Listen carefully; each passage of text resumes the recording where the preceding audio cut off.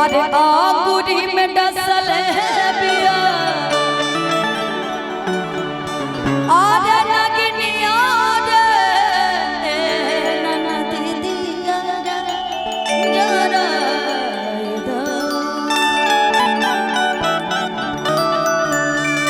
दिया जरा दया पान भैया के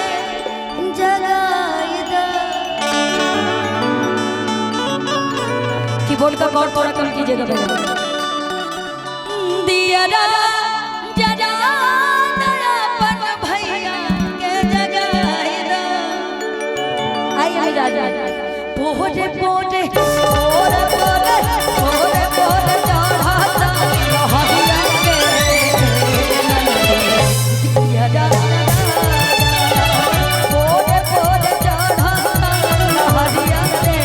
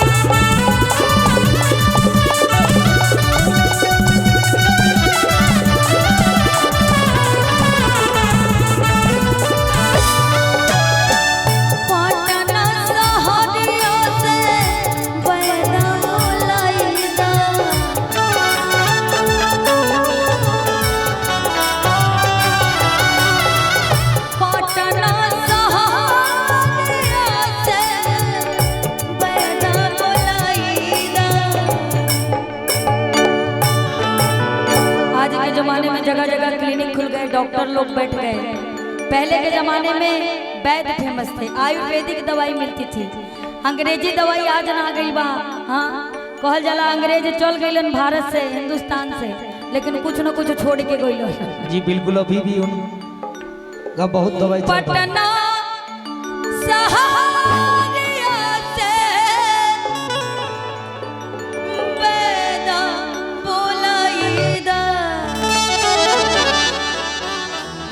लेकिन कहे अरे बोर बोर बोर बोर बोर बोर